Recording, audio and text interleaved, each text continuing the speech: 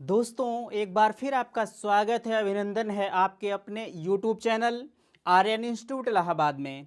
दोस्तों जैसा कि आज मैं एक बार फिर आपके सामने उपस्थित हूं, उत्तर प्रदेश मुफ्त टैबलेट स्मार्टफोन योजना को लेकर एक बहुत बड़ी अपडेट निकल कर आई है और आपका लगातार कमेंट भी आ रहा था। ठीक है, उस कमेंट के संदर्भ में मैं फिर आपके सामने उपस्थित हूं। जैसा कि दोस्तों एक चीज़ का मुझे खेद है, आपके सामने अनवरत जो आपके सेमेस्टर के दौरान मैटर है वह नहीं जा पा रहा है, क्योंकि आजकल आप देख ही रहे हैं कि शादी विवाह का माहौल चल रहा है।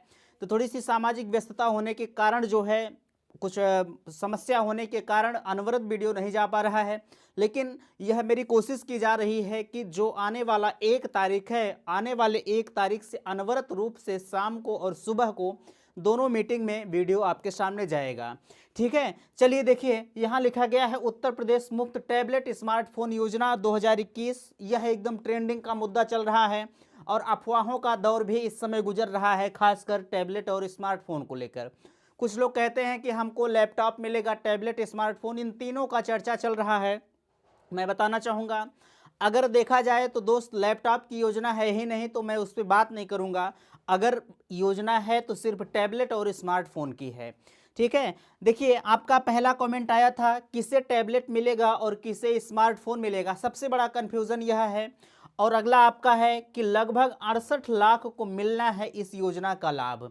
नीचे आपका है जो किसी प्रकार का फॉर्म नहीं भरे हैं, क्या उनको भी मिलेगा इस योजना का लाभ। तो इन सभी चीज़ों पर मैं बात करूंगा, लेकिन सबसे पहले मैं बताना चाहूँगा इस 2 नंबर वाले पर कि अगर देखा जाए, आपका ये कमेंट आ रहा था कि सर इस योजना का लाभ कितने बच्चों को लगभग मिल सकता है।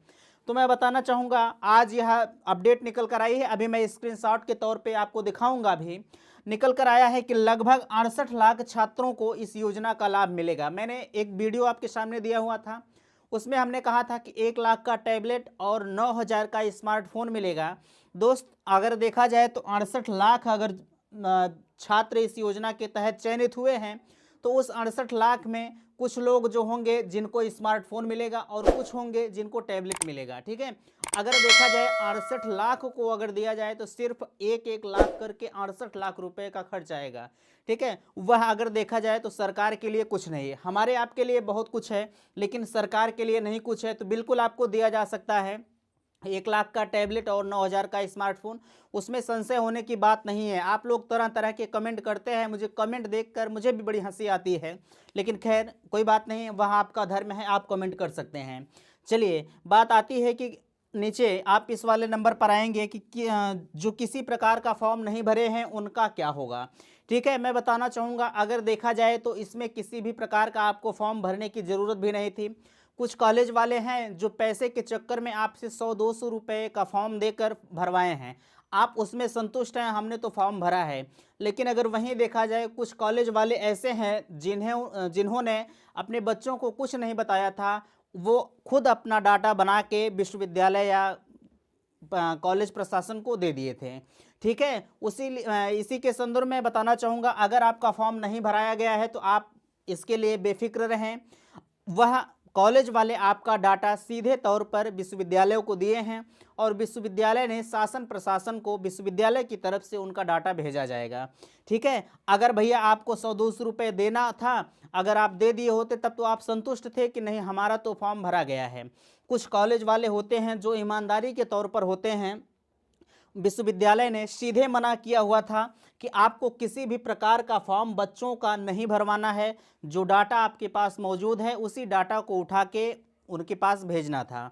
ठीक है, तो उम्मीद करता हूं कि सारी बातें आपको समझ में आई होंगी। और सबसे बड़ा मुद्दा आपका यह है, देखिए कि किसे मिलेगा टैबलेट और किसे मिलेगा स्मार्टफोन।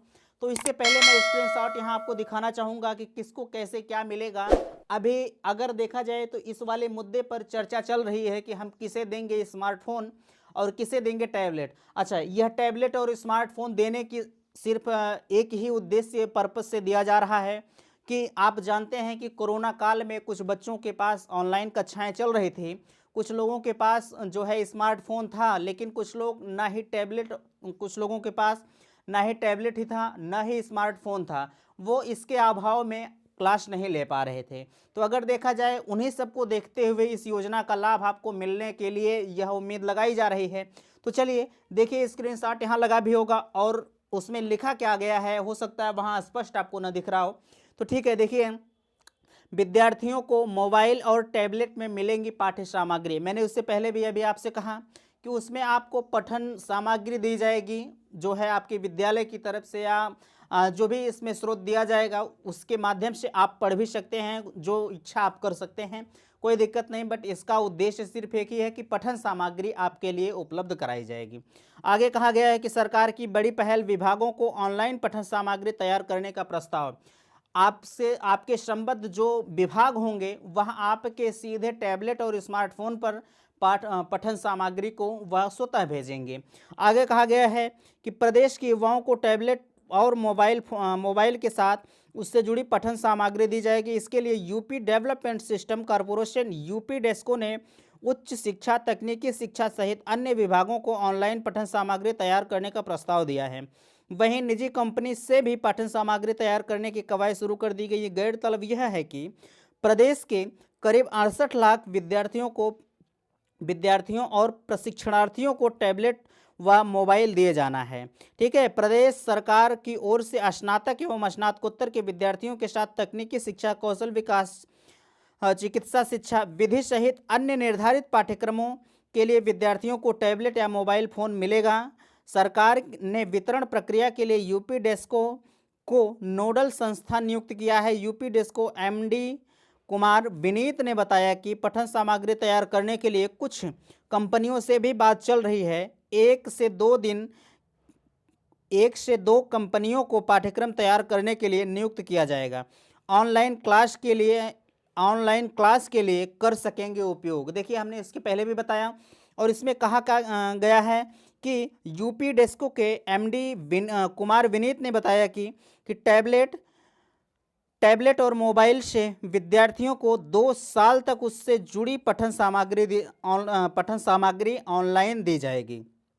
विद्यार्थी उनका उपयोग ऑनलाइन क्लास के लिए कर सकेंगे। अब बात आती है, एक कॉलम में लिखा गया है, देखिए, टैबलेट मोबाइल किसे, निर्णय इसका जल्द। मैंने उससे पहले भी आपको बताया था कि इस चीज़ का निर्णय अगर देखा जाए, बहुत सारे यूट्यूबर फर्जी तरीके से कहते हैं कि नहीं आपको टैबलेट मिलेगा, आपको स्मार्टफोन मिलेगा। मैंने शुरू से यही कहा है कि इसका निर्धारण अगर करेगी तो सिर्फ सरकार करेगी, उसमें हमारा आपका कोई दायित्व नहीं है। अच्छा, इसमें आज वही अपडेट भी निकल कर आ गई, तो मैंने सोचा आपके सामने इस अपडेट को शेयर कर दूं।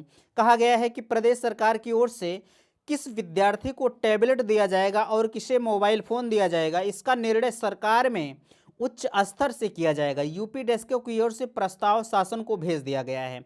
बढ़ सकते हैं टेंडर। ठीक है, टेंडर यह तो मान लीजिए वह हमारा आपका कर्तव्य नहीं है, लेकिन फिर भी देख लीजिए। विनीत कुमार ने बताया कि 25 नवंबर को टैबलेट और मोबाइल खरीद के टेंडर खोले जाएंगे। उन्होंने कहा कि आईटी कंपनी टेंडर में दिलचस्पी ले रही है, इसलिए निविदा 1-2 दिन बढ़ाई जा सकती है। मैंने इस पे भैया आपसे कहा भी था कि अगर देखा जाए यह टैबलेट और स्मार्टफोन किसे मिलेगा। आप कह रहे थे जो उच्च शिक्षा ग्रहण कर रहे हैं, जैसे अगर देखा जाए तो एमएससी, एमकॉम वगैरह जो कर रहे हैं उनको आप कह रहे थे कि टैबलेट मिलेगा, और जो बीए बीएससी कर रहे हैं उनको स्मार्टफोन मिलेगा। तो यह बिल्कुल अफवाहें थी, इसके चक्कर में आप मत रहिएगा।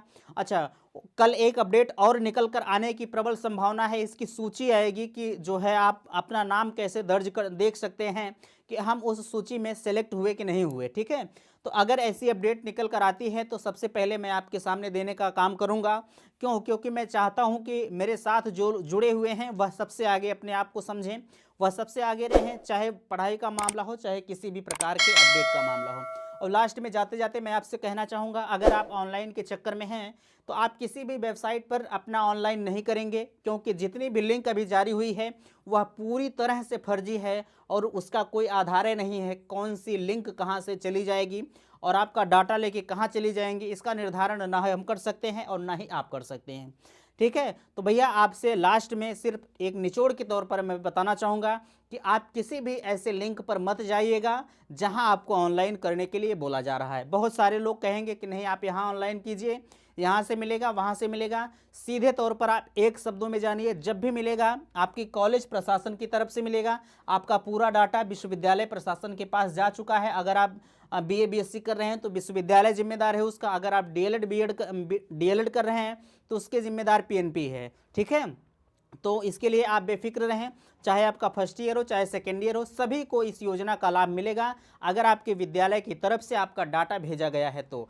अगर डाटा नहीं भेजा गया है तो तब तो जाहिर सी बात है कि आप इस योजना के लाभ से वंचित हैं। उम्मीद करते हैं कि सारी बातें आपको समझ में आई होंगी। वीडियो पसंद आया है तो चैनल को सब्सक्राइब कीजिएगा और अपने दोस्तों में शेयर जरूर कीजिएगा। थैंक्स, धन्यवाद।